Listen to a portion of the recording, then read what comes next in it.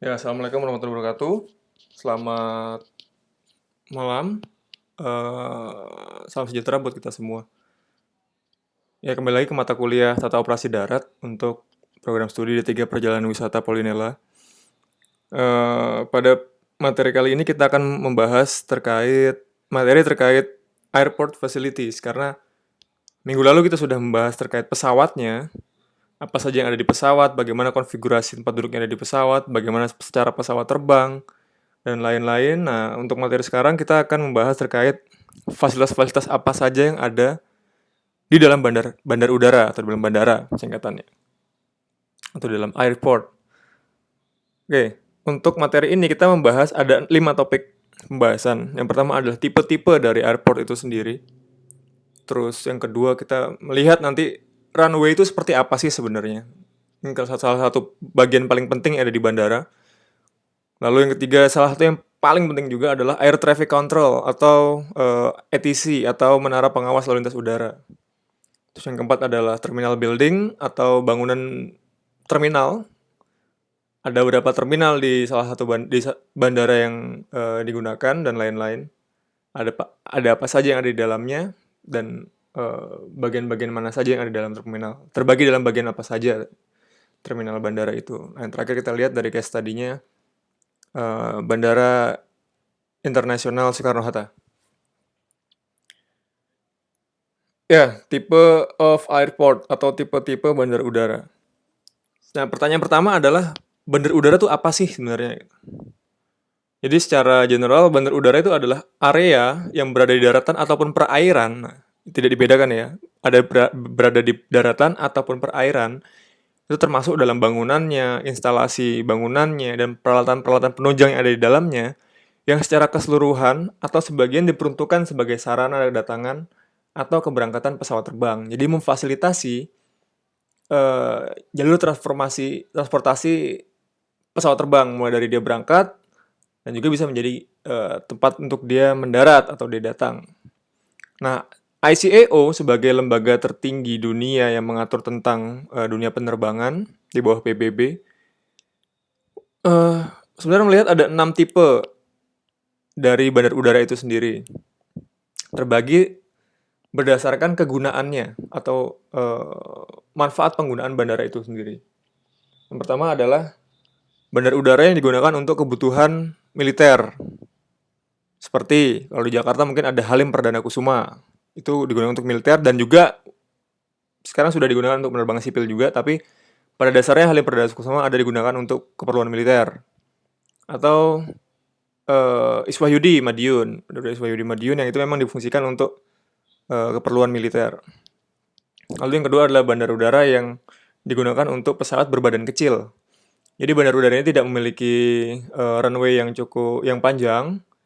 Jadi runway-nya cukup pendek dan lebar juga tidak terlalu besar.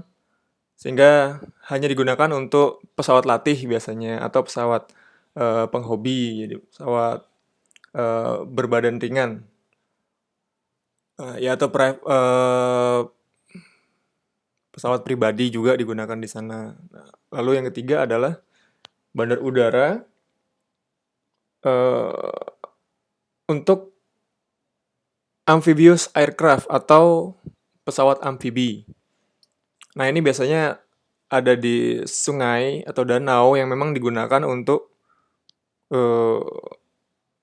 tempat landing atau tempat buat take off dari pesawat-pesawat amfibi yang biasa digunakan. Terus yang keempat adalah digunakan untuk helikopter, bandara udara yang untuk pendaratan helikopter. Terus yang kelima adalah airport atau bandar udara yang digunakan untuk domestic flight saja. Jadi bandar udara ini hanya dipakai untuk penerbangan yang melayani rute dalam negeri. Contohnya misal Ternate. Bandara Sultan Bahabula Ternate itu hanya digunakan untuk penerbangan dalam negeri atau Morotai. Karena bandar udaranya belum mencukupi untuk penerbangan internasional, ya dia masih hanya melayani penerbangan domestik, jalur penerbangan domestik.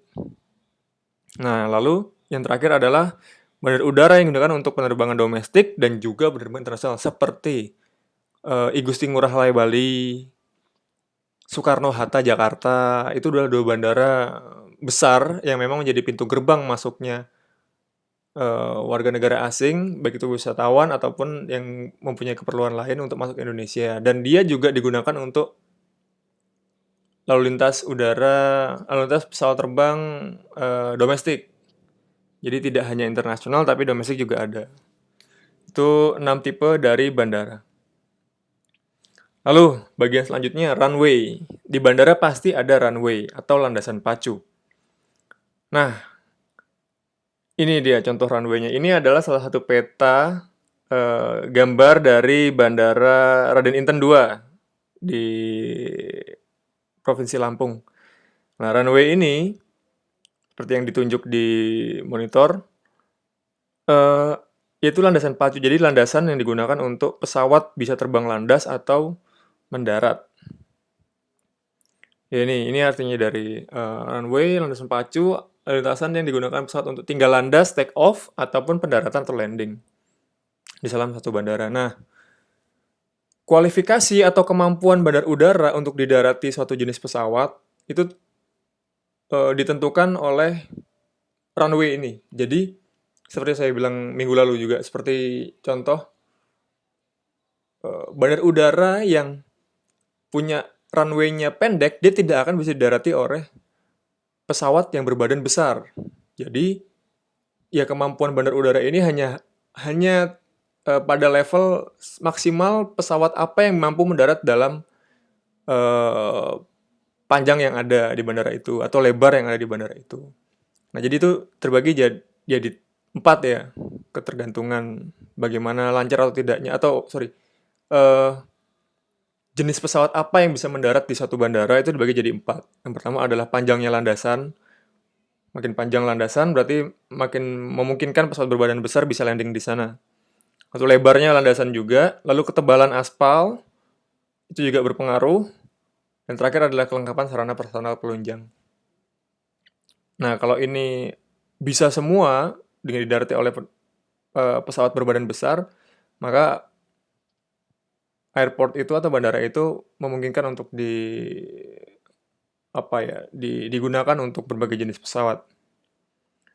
Nah, untuk landasan pacu itu ternyata ada kode-kode yang bisa menunjukkan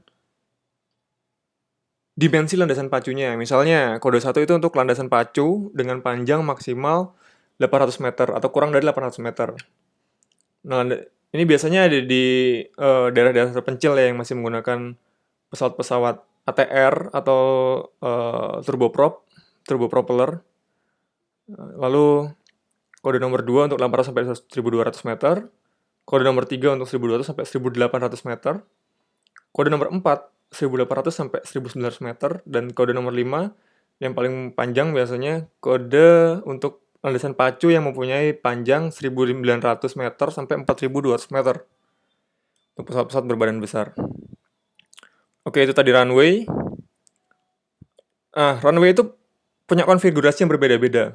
Tiap-tiap bandara punya konfigurasi runway yang berbeda-beda. Yang pertama adalah landasan pacu tunggal. Jadi punya hanya satu runway, baik itu digunakan untuk landing atau take off, hanya satu runway. Lalu ada jenis yang kedua adalah landasan pacu paralel. Jadi dia punya dua landasan, biasa digunakan satu untuk landing, satu untuk take off. Landasan pacu 2 jalur, ini bisa disesuaikan penggunaannya. Nah, lalu ada landasan pacu 4 paralel. Jadi ada dua landasan pacu paralel yang saling berdampingan dengan jarak yang cukup jauh.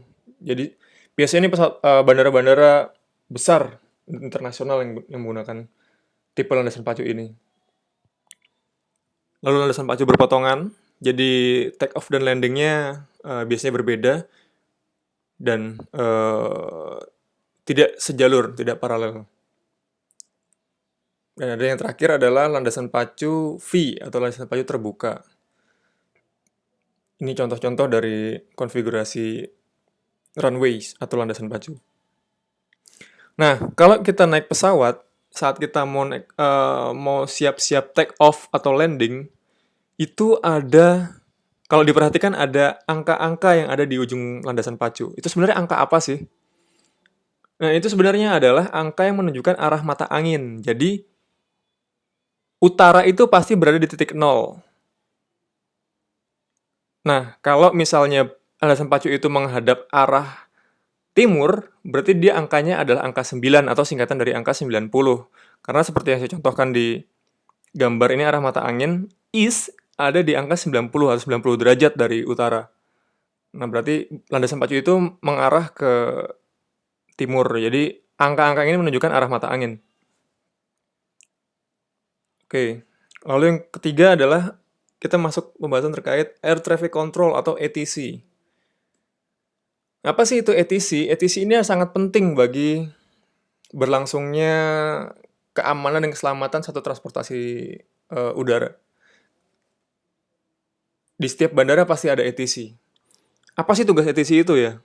Nah, ATC ini fungsinya adalah untuk memandu, mengatur, mengawasi pesawat yang akan take off, landing, atau pesawat yang melintasi wilayah udaranya dalam radius pengawasannya untuk bisa melakukan operasionalnya sesuai prosedur.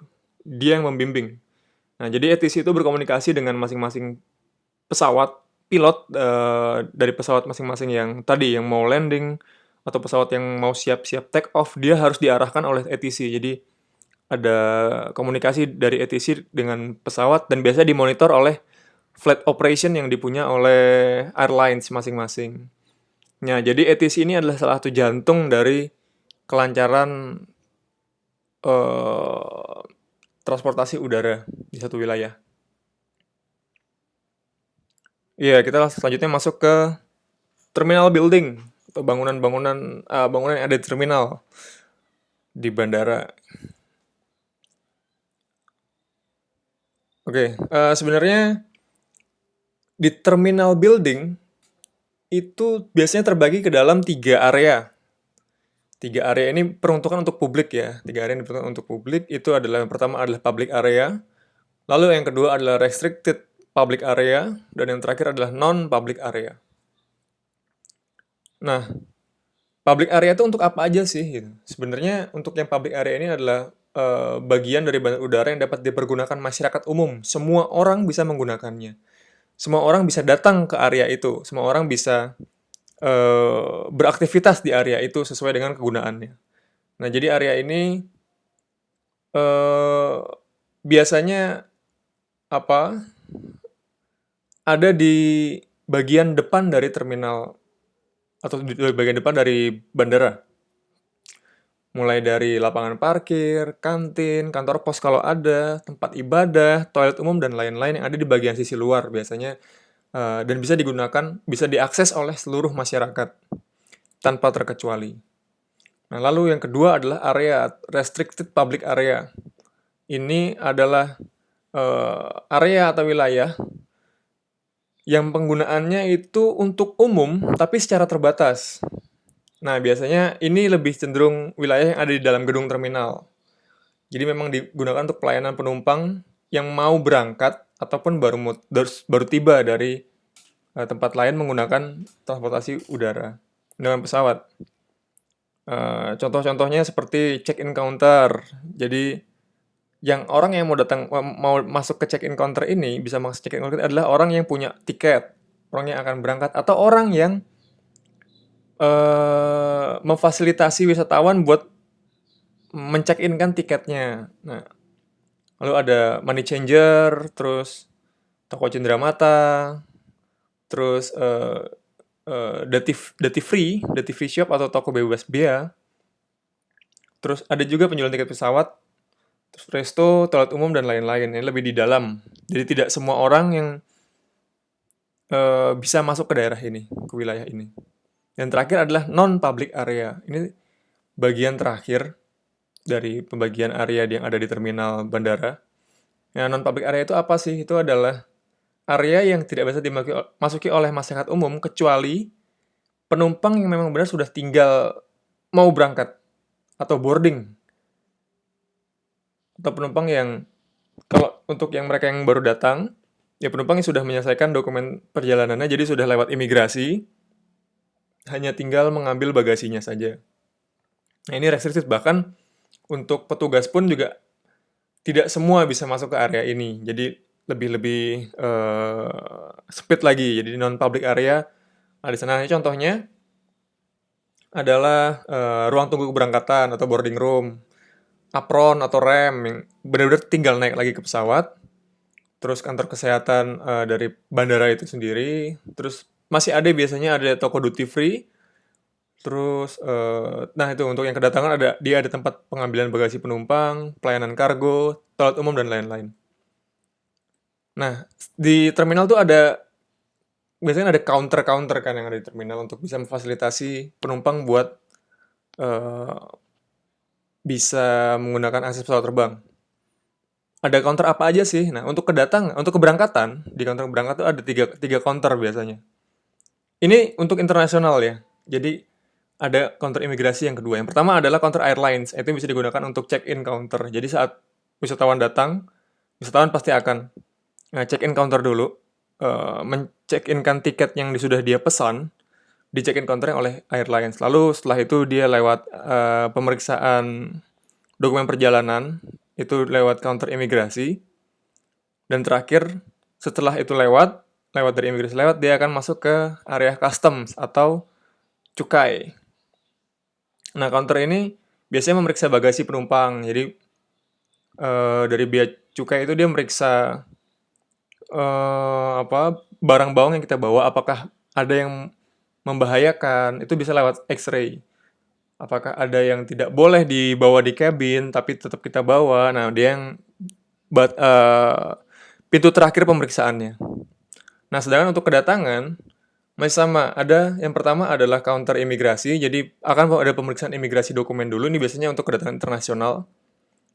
Lalu yang kedua adalah custom, sama seperti tadi. Apakah ada barang-barang yang diselundupkan misalnya, atau barang-barang yang dilarang yang sudah bisa lewat dari keberangkatannya tapi masih terbawa sampai di kedatangannya wisatawan. Yang terakhir adalah baggage claim area atau tempat di mana wisatawan mengambil bagasinya yang tadi sudah disetorkan sebelum berangkat.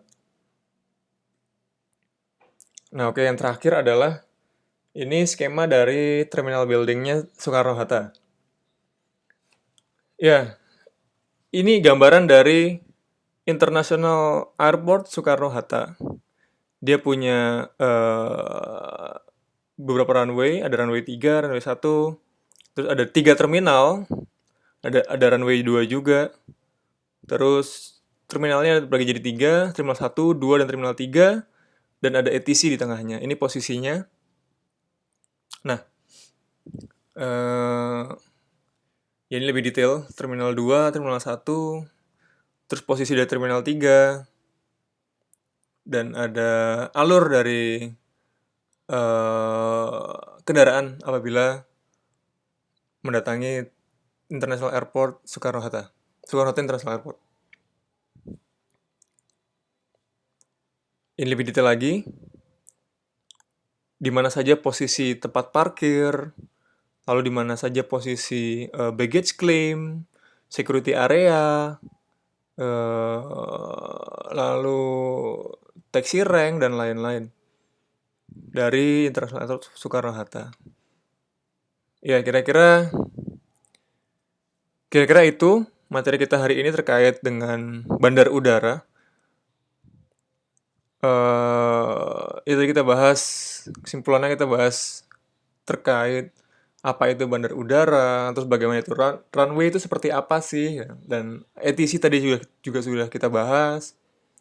Lalu ada terminal building, dan terakhir contohnya ini contoh terminal buildingnya International Airport Soekarno-Hatta. Oke, kira-kira itu materi hari ini terkait bandar udara. Sampai ketemu lagi di pertemuan berikutnya. Assalamualaikum warahmatullahi wabarakatuh. Salam sejahtera buat kita semua.